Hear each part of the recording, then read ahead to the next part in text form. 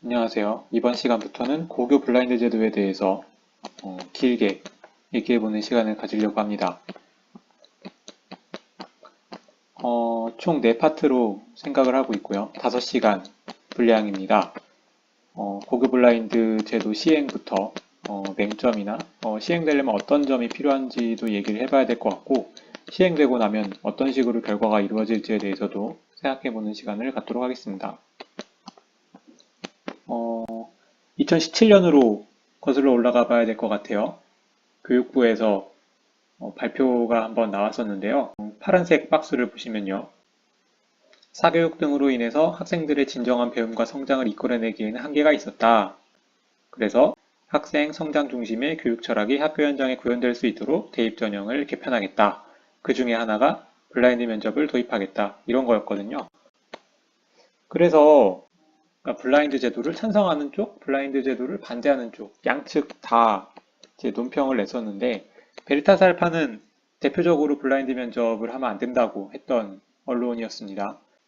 블라인드 면접은 학생부 종합전형 취지에 어긋나니까 이거는 면접 자체가 불가능할 것이다 라는 의견이었고, 또 반대편에서는 아니 블라인드 면접을 왜 면접만 하냐, 블라인드 할 거면 서류부터 다 블라인드를 해야 되지 않냐, 이런 식으로 할 거면 다 하고 안 할 거면 아예 안 하는 그런 방식으로 얘기가 나왔었는데, 결국에는 2018년 8월에 이제 대입제도 개편 최종안이 발표가 되면서 그 당시에 이제 블라인드 면접을 하겠다라고 얘기가 나왔었어요. 그래서 2018년도 입시부터 이제 블라인드 면접을 하기 시작했죠. 그 발표가 있고 나서 2018년 8월, 그 다음에 뭐 그 뒤로 2019년에도 이제 여러 학생부 종합전형 관련 비리들이 나오죠. 또 교직원 자녀 특혜가 발견이 됐고요. 그 다음에 고교 서열이 어느 정도 존재하더라라는 결과를 얻게 된 거죠.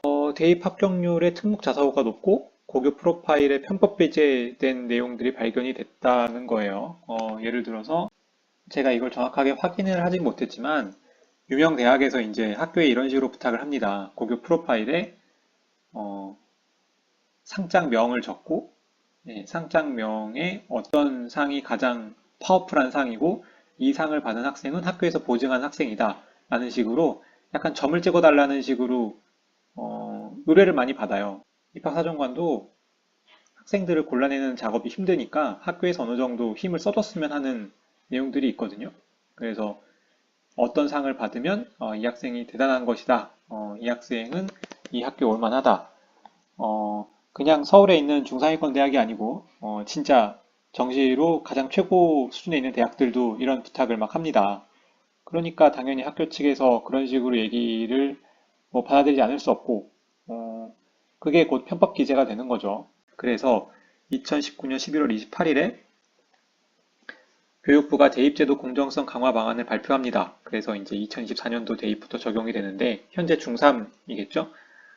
학종 세특 필수 기재로 보완을 하고 뭐 블라인드 평가를 확대를 해서 서류 전형까지 블라인드로 보겠다라고 얘기가 된 거예요. 주요 내용으로는요. 비교과 자소서가 모두 폐지가 됩니다. 그래서 세특으로 대체가 되고요. 학생부 기재 요령도 저거와 같이 바뀌는 거죠. 그래서 2019년도에 나왔던 내용이니까 현재 2020년도니까 한 살씩 더 먹었죠. 예, 그래서 현 고3이라고 보시면 되고요. 맨 왼쪽 거는요. 그 다음에 맨 오른쪽 거는 현 중3이라고 보시면 됩니다. 그리고 면접에 이어서 서류 평가도 블라인드로 이제 진행이 될 거고요. 그 다음에 정시가 40% 이상 선발이 되는데 이게 종합전형을 빼서 만드는 게 아니고 논술 특기자를 빼가지고 이제 만들겠다라는 식으로 생각을 하고 있는 것 같아요. 그 다음에 사배자 전형 신설해가지고 기회가 균등하도록 전형을 구성하라라고 얘기를 하고 있어요. 그래서 대학 내일에서 이제 인터뷰를 했는데 자, 이 인터뷰 중에 하나를 제가 따왔어요. 그러니까 왜 고교정보 블라인드 처리를 대입 전형 전 과정으로 확대 적용하고 고교 프로파일을 전면 폐지하냐? 이 질문에 대답을 이제 이렇게 얘기를 하고 있어요. 출신 학교의 후학 효과를 차단하고 학생의 역량과 잠재력이 있는 그대로 평가될 수 있도록 하기 위해서다. 그러니까 출신 학교의 후학 효과를 차단한다는 얘기는 어쨌든 고교 등급제가 적용된다고 가정을 했다는 얘기처럼 들리고요. 왜냐하면은 뭐 과학고란 이유로 뽑고 외고란 이유로 뽑는 것 말고 그냥 생기부가 좋아서 뽑았는데 뽑아보니까 과학고였다. 이거는 문제가 없는 거잖아요. 근데 지금 어, 정책을 구상하시는 분들의 생각에는 과학고라는 이유만으로 뽑혔을 것이다 라고 이제 생각을 한다는 거죠. 네, 그거를 이제 없애서 공정성을 확보하고자 한다라고 생각하고 있는 거죠. 그래서 현재 지금 바로 학교 현장에서 시행하고 있는 거는 두 가지예요. 프로파일을 폐지합니다. 그 다음에 생계부를 정정해야 되는 거죠. 그래서 이제 학교 프로파일을 따로 받는 학교가 이제 두 개가 있었어요. 서울대랑 가톨릭대 학교장 추천이 따로 받았어요. 네, 근데 이제 두 개 다 제출을 할 수 없게 됐어요. 그 다음에 이렇게 제출할 수 없으니까 뭐 학교의 교육 이념이라든지 주요 활동이라든지 상장의 중요도 이런 것들을 모두 알 수 없게 되었죠. 그 다음에 지금 작성했던 내용들을 전부 다 정정을 했을 거예요. 각 학교들마다. 예, 학교 이름 들어간 대회, 학교 이름 들어간 수상, 학교 이름 들어간 그 동아리 이런 것들을 다 학교 이름을 지워야 되는 상황이라서 예, 정정대장 각 학교들마다 고생 엄청 했을 거예요. 과연 이것도 다 됐는지는 또 알 수 없는 거죠. 자, 그럼 과연 이렇게 하면 학생부 종합전형의 공정성이 확보가 될 수 있는 건지 요거에 대해서 얘기를 좀 해보고 싶어요. 예, 앞으로 매주 일요일 이거에 대해서 얘기해 보도록 하겠습니다. 오늘은 고교 블라인드 제도의 맹점에 대해서 얘기해 보는 시간을 갖도록 하겠습니다. 일단 학교 유형을 구분할 수 있냐에 대해서 다른 유튜브 영상들 보면 댓글에 표준 편차하고 뭐 평균하고 보면 다 안다 이렇게 되어 있는데 과연 진짜 그럴 수 있는지에 대해서 좀 얘기를 해보려고요. 일단은 생기부 정정이 완벽하게 되어 있다고 가정을 하는 거죠. 학교에서 생기부 정정을 해서 학교 이름도 가리고 학교 대회, 학교 행사, 학교 동아리 이런 거를 통해서 학교 이름을 다 가렸다고 생각을 해보도록 하겠습니다. 일단 그거를 못 가리면 뭐 무조건 학교 이름은 다 알 수 있는 거죠. 근데 일단 가렸다고 가정하고 진행을 해보도록 하겠습니다. 일단은 구분할 수 있는 단서가 전 두 가지 있다고 생각해요. 하나는 과목명, 그러니까 학생이 들은 과목명으로 학교를 구분할 수 있어요. 두 번째는 원점수의 평균과 표준 편차, 이걸로 구분할 수가 있는데 일단 과목명은요, 과학고 영재고나 전국단위 자사고는 이런 걸로 구분할 수 있습니다. 고급 수학, 과학, 교과별 고급 과목 및 실험 과목 이따가 보여드릴게요. 그 다음에 외고는 제2외국어 이수 단위로 확실하게 구분할 수 있습니다. 자, 보겠습니다. 한성과학고와 경기과학고인데요. 지금 뭐 이 보이는 과목들, 네, 이 보이는 과목들이 일반고에서는 개설이 불가능한 과목들이죠.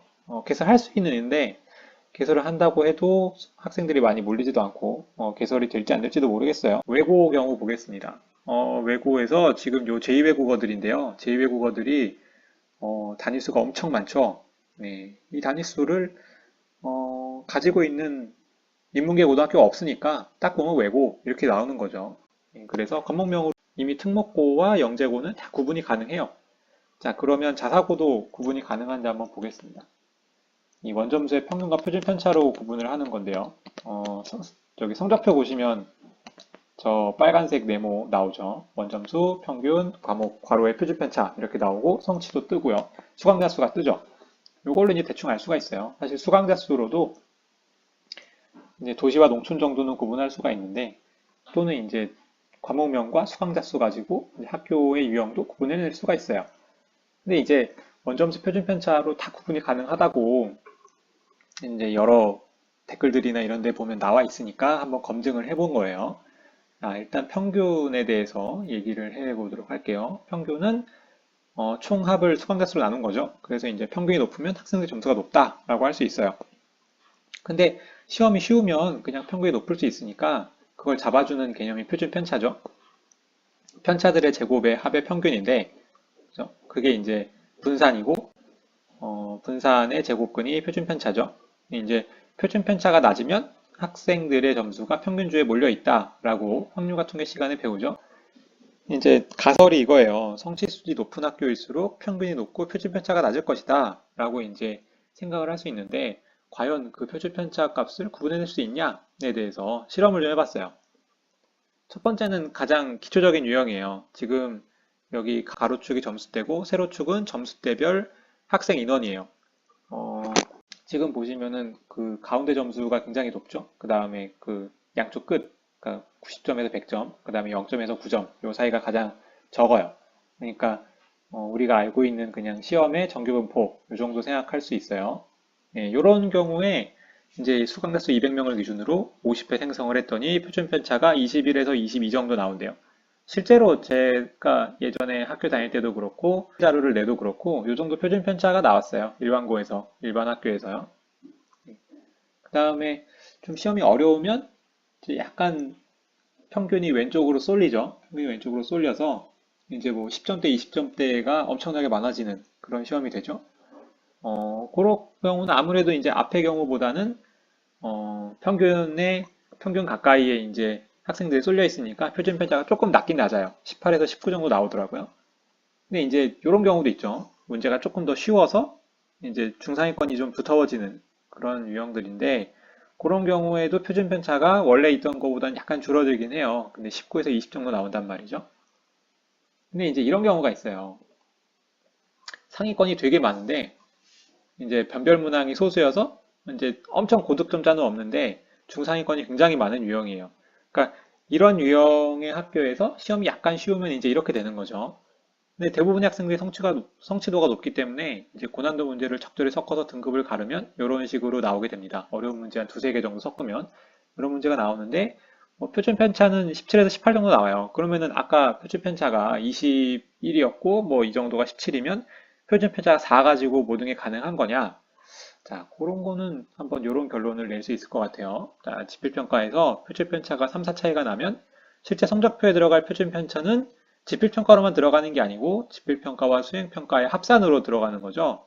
그래서 지필평가가 만약에 50%다 라고 하면 이제 확률과 통계에 나오는 거죠. 0.5x니까 0.5 곱하기 시그마 x가 될 거예요. 표준 편차의 차이도 반으로 줄어들게 돼요. 그러니까 원래 3, 4 정도 차이가 났으면 표준 편차가 1, 2 정도밖에 차이가 안 난다는 거죠. 자, 그러면 수행평가가 다 똑같은 점수를 받는 게 아니라면 수행평가의 분포 차이도 존재하기 때문에 표준 편차가 지필평가와 수행평가의 이 비율로도 혹은 수행평가의 분포로도 충분히 뒤집어질 수 있어서 입학사정관 분들이 표준 편차의 정도 가지고 학교 급을 나눌 수는 없을 거예요. 네. 그러니까 평균주의에 몰리기만 한다면 표준 편차가 큰 차이가 없기 때문에 네, 학교형을 구분할 수가 없을 거예요. 근데 이제 이런 경우라면 사정이 달라질 수 있을 것 같아요. 예를 들어 이런 경우죠. 네. 100점 가까이로 굉장히 많이 분포되어 있는 예, 전반적으로 이제 상위권 학교에서 이런 경우가 나오겠죠. 그래서 평균을 86점 정도로 잡았어요. 그러니까 90점에서 100점 사이가 가장 많도록 설정을 했고요. 그 다음에 50점 이하 학생은 200명 중 3명으로 잡았습니다. 이랬더니 이제 표준 편차가 11에서 12가 나왔거든요. 그러면은 이번에는 좀 확실하죠. 왜냐하면 표준 편차가 거의 10 정도 차이가 나니까 실제로 뭐 수행평가와 이런저런 비율을 섞는다고 해도 표준 편차가 적어도 4, 5 차이는 날 것으로 생각이 돼서 이런 경우는 학교급을 구분할 수가 있을 수 있어요. 그러니까 자사고나 비평준화 상위권 일반고에서 어, 특정 과목만 딱 이렇게 내버리면 이거 학교 유형이 자사고나 비평준화 상위권 일반고겠구나 이렇게 생각할 수도 있다는 얘기죠. 자사고나 비평준화 상위권 학교는 이런 식으로 걸러낼 수 있어요. 자, 근데 이거를 따라하려고 일반적인 학교에서, 그러니까 뭐 이 분포가 균등한 학교에서 이 유형 5번을 따라하려고 생각을 한다면 이런 결과가 나올 거예요. 그러니까 90점, 100점, 80점 이상은 많은데 이 시험을 포기한 학생들의 비율이 어느 정도 존재하기 때문에 유형 5를 만들지 못하고 대신에 이제 이런 그래프를 얻게 되는 거죠. 네, 0점에서 60점 사이에 학생들이 존재하기 때문에 표준 편차가 오히려 더 커져요. 네, 그래서 실패하게 되는 거죠. 그래서 요 유형을 만들 수 있으면 충분히 가능하겠다라고 생각이 되네요.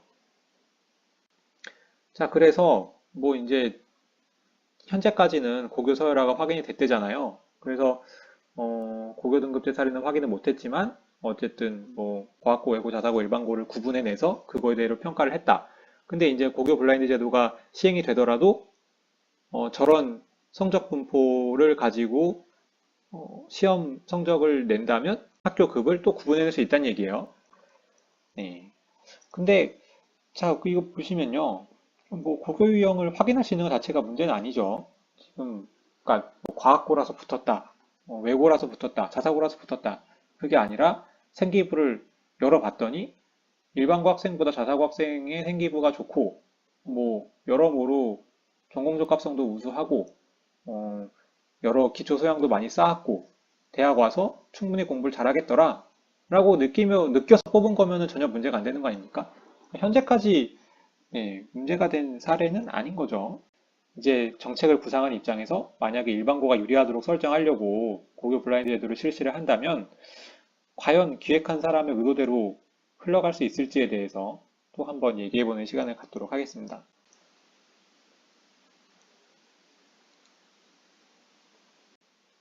고교 서열화가 확인됐다는 얘기도 했었고요.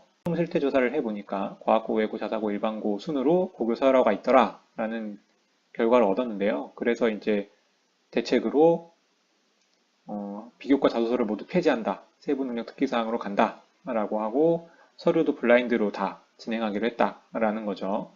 왜냐하면 공정성을 유지하기 위해서. 자, 그런데 이게 지금 과학고 학생이었기 때문에 합격했냐? 라는 게 문제인 거잖아요. 근데 지금 보시면 고교 등급제 사례는 확인을 못했대요. 그러니까 마음속으로 과학고니까 붙여주고 외고니까 붙여주고 가점을 주고 이런 건 없었다는 거죠. 예. 실제로 거기다가 뭐 가점을 줬겠습니까? 예, 당연히 안 줬겠죠. 마음속에서 문제는 마음속에서 과학고니까 마음속 어드밴티지가 작용했냐라는 건데 어 글쎄요. 그 마음속 어드밴티지가 과연 블라인드 제도로 해소될 수 있을지에 대해서 얘기해보는 시간을 갖도록 하겠습니다. 일단은 학교 유형을 구분할 수 있는 단서는 뭐 요 두 개였어요. 과목명 가지고도 구분할 수 있고 원점수의 평균과 표준 편차를 이용해서 상위권의 학교는 얼마든지 자신의 학교의 유형을 드러낼 수 있다라는 게 지난 시간의 결론이었어요. 자, 그러면 이거 없이도 그냥 이거 없이 평가한다고 또 가정을 해보죠. 왜냐하면 맹점이 생기면 또 어떻게든 쳐낼 테니까요. 일단 학생부 종합전형을 저 인서울의 학교에서 합격 때 내신을 분포를 따져보면 대부분 일반고 학생들이 많이 차지하고 있긴 하지만 좀 낮은 내신에서는 특목 자사고 학생들도 많이 뽑혀 나가죠. 1.0에서 2.5등급 사이의 일반고 학생들이 굉장히 많이 뽑혀 나가고요. 뭐 인서울 끝자락까지는 뭐 생각하면 3.5 등급까지도 어느 정도 생각할 수가 있어요. 그래서 뭐 주로 낮은 내신 합격자는 특목고 자사고죠. 일반고에서 뽑히는 경우가 거의 없어요. 일반고에서 6, 7등급 넘어가는데 학생부 종합전형에서 뽑혀갔다? 굉장히 특이한 케이스겠죠. 그래서 보통은 일반고의 내신하고 특목고 자사고의 활동률 비교과로 생각을 하는데 여기 평가 요소를 보시면 흰색으로 써놓은 것은 비교과고요. 노란색으로 써놓은 것은 교과예요. 그래서 그거를 따졌을 때 비교과 내용이 교과 내용보다 많죠. 그러니까 이제 앞에서 보셨듯이 특목 자사고의 활동률 비교과가 일반고의 내신을 앞서는 그런 결과가 나오는 거죠. 근데 이제 앞으로 개선했을 때는 다 쳐내고 저것만 남기겠다는 얘기거든요.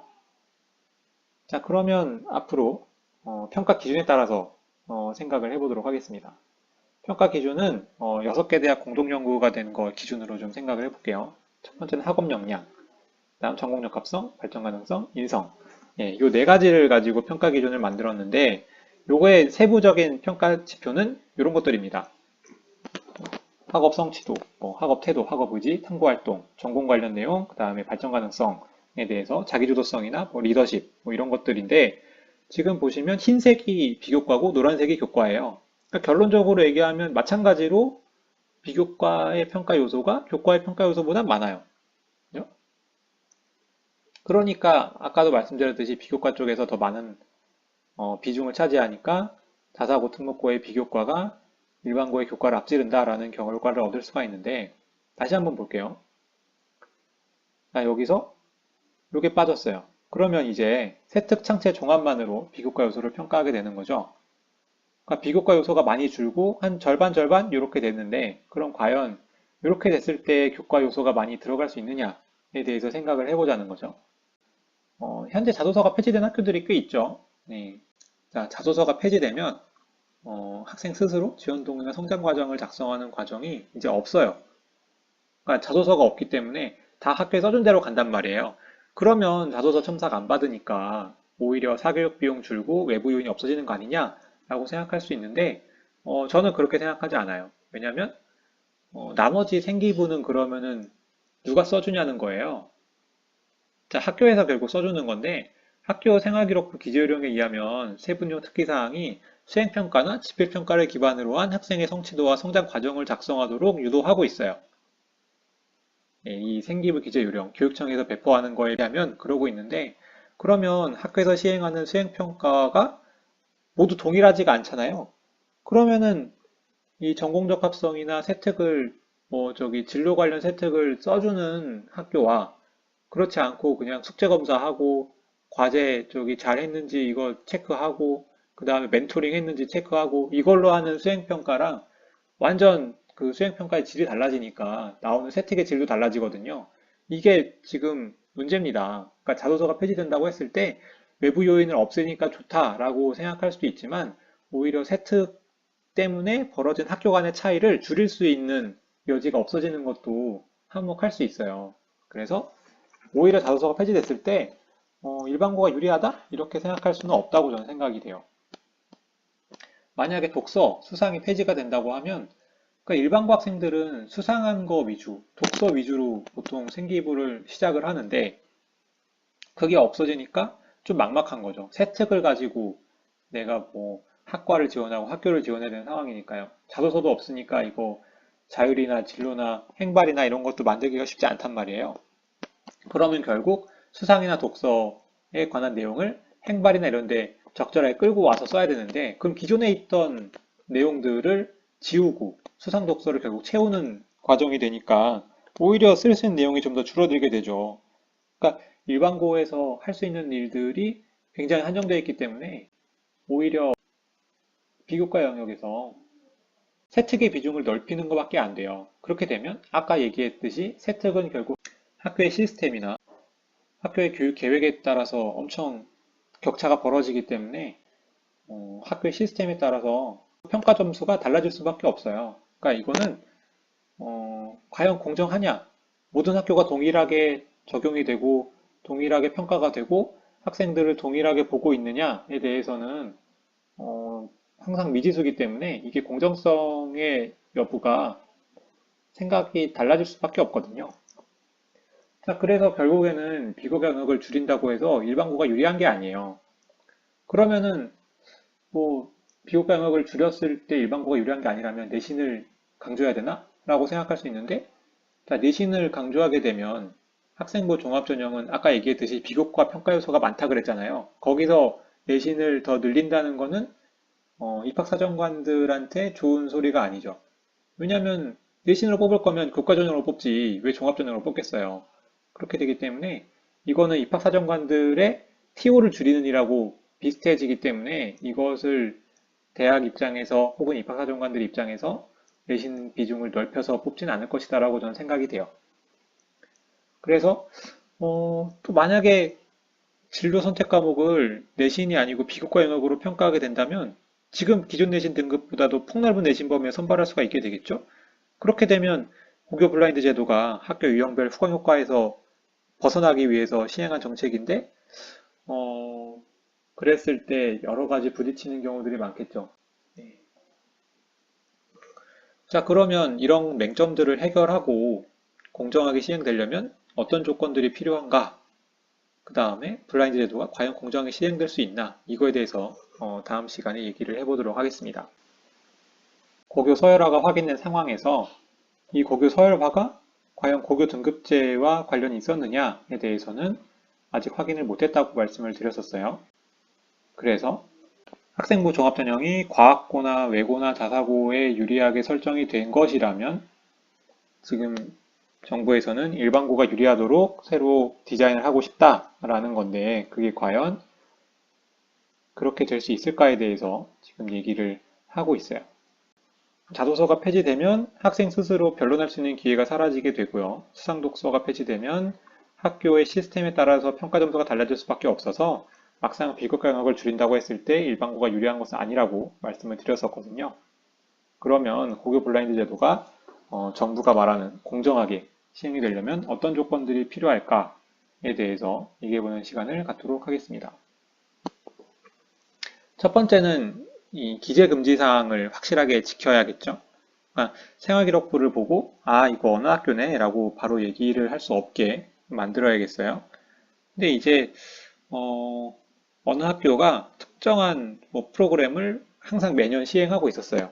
근데 그게 예전 프로파일이나 아니면은 사정관들이 한 10년, 15년 되신 분들은 딱 보면 어딘지 알 수 있잖아요. 그런 경우에도 유추가 가능하지 못하게 과연 만들 수 있겠느냐라는 겁니다. 어, 일단은 그게 먼저 해결이 돼야 될 문제죠. 안 그러면 생기고만 봐도 어떤 학교인지 바로 알 수 있을 테니까요. 두 번째는 세특의 표준화입니다. 지금 그렇게 하겠다고 얘기를 해놨는데 일단은 세특 자체가 너무 저번 시간에도 얘기했지만 세특 자체가 학교마다 너무 다르게 이루어진다면 수행평가의 질에 따라서 세특이 또 달라질 수가 있기 때문에 그것도 이제 학교에 따라서 학생이 점수를 더 잘 받는 경우가 생기는 거죠. 그러면은 공정성에 문제가 생길 수 있다는 거예요. 자, 그 다음에 세 번째는 학교 간 인프라 격차가 존재한다는 거예요. 이걸 없애줘야 돼요. 그러니까 지원자가 학교나 교사의 능력에 따라서 평가받을 우려가 있다는 거죠. 그래서 학생은 학교나 교사에 의해서 불이익을 받지 않기 위해서 일단 첫 번째로 선결돼야 되는 조건은 학생이 지원하는 학교에 입학이 가능해야 되고 자신이 원하는 과목을 수강할 수 있어야 돼요. 그러니까 예를 들어서 어느 학교가 내용도 좋고 프로그램도 좋아서 이 학교에 가고 싶어 하는 학생이 되게 많아요. 근데 이 학교는 500명밖에 받을 수가 없어요. 지원하는 학생이 인근에서 1000명이 넘어요. 자, 그러면 이, 이 학생들을 다 이 학교에 받을 수가 있냐? 그렇지가 않다는 거잖아요. 그러면은 이거를 해결하기 위해서 온라인 수업을 열거나 아니면은 뭐 거점 학교 중심으로 수업을 따로 개설한다든가 이런 식으로 나와야 되는데, 이게 대도시는 가능한 얘기인데 지역 단위 학교에서는 완전 불가능한 얘기예요. 지금 저 같은 경우도 읍 단위 학교에서 근무를 하고 있는데 이게 지금 저희 학교 근처에 학교 한 개 있고 다음 학교를 가려면 버스를 타고 30분을 나가야 돼요.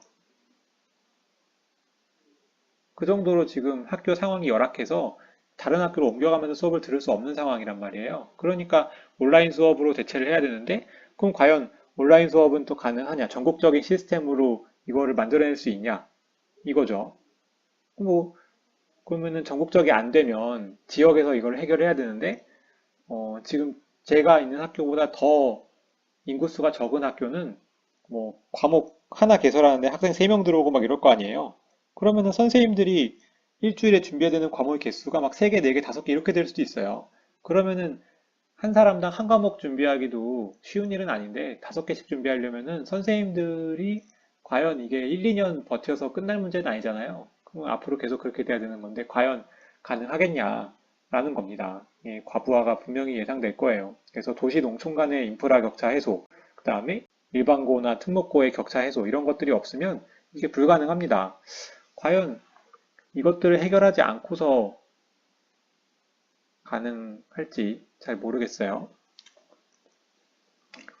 자, 고급 블라인드 제도가 만약에 이 조건들이 갖춰져 있지 않은 상황에서 시행된다면 어떤 집단에 유리할 수 있는지에 대해서 마지막으로 얘기해보는 시간, 다음 시간에 갖도록 하겠습니다.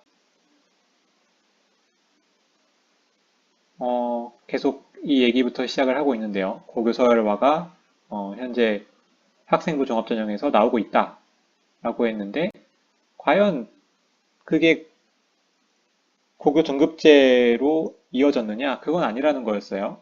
그래서 어, 왜 그랬느냐라고 보니까 비교과 영역에서 어, 학교나 교사의 역량에 따라서 분명히 차별되는 부분이 있을 수 있다라는 거였는데 자 그러면 고교 블렌드 제도가 여러 조건 지난 시간에 얘기했던 여러 조건이 갖춰져 있지 않은 상황에서 시행된다면 어떤 집단이나 학교 유형에게 이익이 될 것인가에 대해서 마지막으로 얘기해보는 시간을 갖도록 하겠습니다.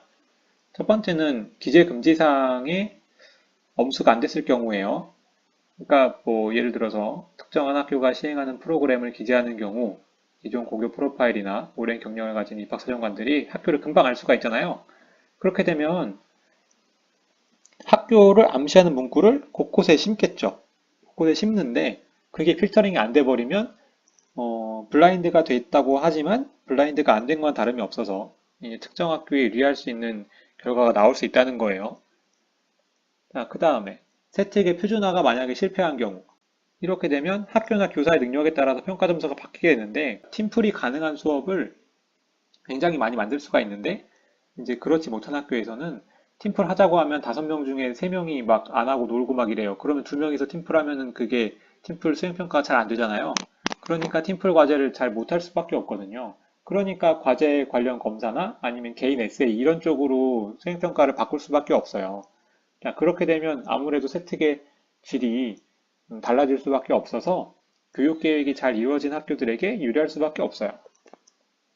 학교 간 인프라 격차가 계속 존재할 경우에는 지원자를 온전히 평가할 수가 없고 자신의 뒤에 학교나 자신의 뒤에 교사의 능력이 평가가 되는 수밖에 없어요. 학생들은 진학에 유리한 학교를 찾아서 지원하게 되겠죠. 그러니까 뭐 학교장 전형, 그러니까 뭐 선발 전형을 하든 평준화 전형을 하든 어쨌든 진학에 유리한 학교는 결국에는 상위권 학생들의 입학이 많이 될 테니까 더 양질의 교육의 컨텐츠가 나올 것이고 반대로 진학에 적합하지 않다고 생각하는 학교는 이제 내신을 잘 따가지고 이제 내신으로 밀어붙이는 학생들이 또 몰리겠죠. 그러면 이제 소수의 학생들에게 이제 막 집중적으로 돌아가는 시스템이 만들어지겠죠. 그러면은 처음에 고교 블라인드 제도를 하려고 했던 취지와 전혀 맞지 않는 결과가 발생하는 거예요. 그러면 이 제도는 하나마나라는 얘기죠. 결국 제도를 했는데 결과가 바뀌지 않았다면 그 제도는 안 하는 이만 못한 거죠. 자, 그래서 지난 시간에 말했던 조건들이 다 성공을 한다면 만약에 어떻게 될 것인가에 대해서 그거에 대해서 잠깐 얘기를 해볼 필요가 있을 것 같아요. 일단은 기재 금지 사항이 정확하게 지켜졌어요. 예, 프로파일이나 이런 거 없고 그 다음에 생기부에서도 학교 이름, 학교 행사, 내용, 동아리의 학교 이름 뭐 이런 거 다 지워서 이제 어떤 학교인지 알 수 없을 정도로 딱 고정이 됐어요. 그렇게 되면 어떤 일이 발생할 수 있냐면 예전에는 어느 학교니까 몇 등급 정도여도 잘하겠구나라고 생각을 할 수 있는데 조금씩 의문이 생길 수 있다는 얘기죠. 전혀 모르는 상태니까 얘가 6등급인데 왜 이렇게 생기부가 좋지? 좋은 학교인가? 근데 그게 확실하지가 않잖아요. 그러니까 조금 더 진실성을 의심해보는 여지가 생길 거예요.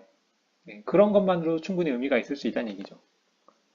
자, 그 다음에 세특의 표준화가 돼서 네, 학교 간의 격차가 발생하지 않는다고 하면 제 비교과의 변별력이 당연히 줄어들겠죠. 그래서 뭐 내신의 비중이 높아지게 될 거고 그러면은 또 교사의 수업 시간에 잘 참여한 학생 위주로 선생님들이 세특을 쓰고 그거에 따라서 어, 대학 진학을 하기 때문에 수업 시간 중에 교사의 권한이 커질 수밖에 없고 교사가 원하는 수업을 디자인할 수 있게 되는 그런 선순환이 이어질 수도 있을 것 같아요. 자, 그래서 이런 것들 위주로 진행이 됐을 때 만약에 학교 간 인프라 격차까지 해소가 된다. 그러니까 선발 전형 없이 모두가 이제 고교 선택이 가능하고 고교 선택이 만약에 안 됐을 경우에 좀 그 인프라가 좋은 학교에서 온라인 학점제를 싹 열어가지고 추가로 교사 채용하고 그거 관리하는 사람 또 채용하고 해가지고 온라인 학점제 시행이 돼가지고 누구든 이제 뭐 과학고나 외고 수업 듣고 영재고 수업 들어서 피드백 받고 관련 내용 저기 수업 들어서 과목명을 그런 걸 적을 수 있다라고 한다면 자신에게 맞는 생활기록부를 다 만들 수가 있겠죠. 굳이 저기 진학 실적이 우수한 학교에 학생들이 몰릴 이유가 없죠.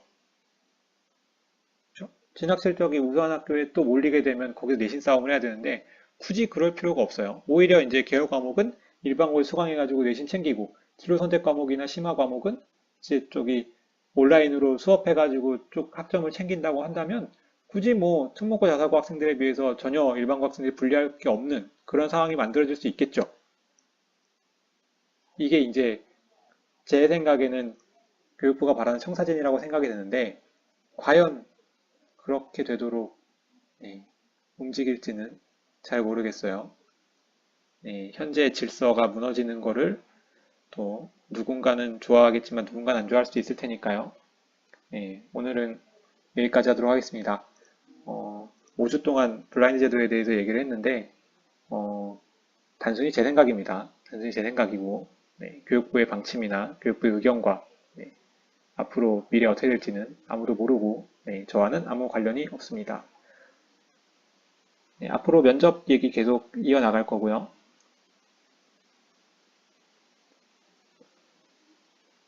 듣느라 고생 많으셨습니다. 감사합니다.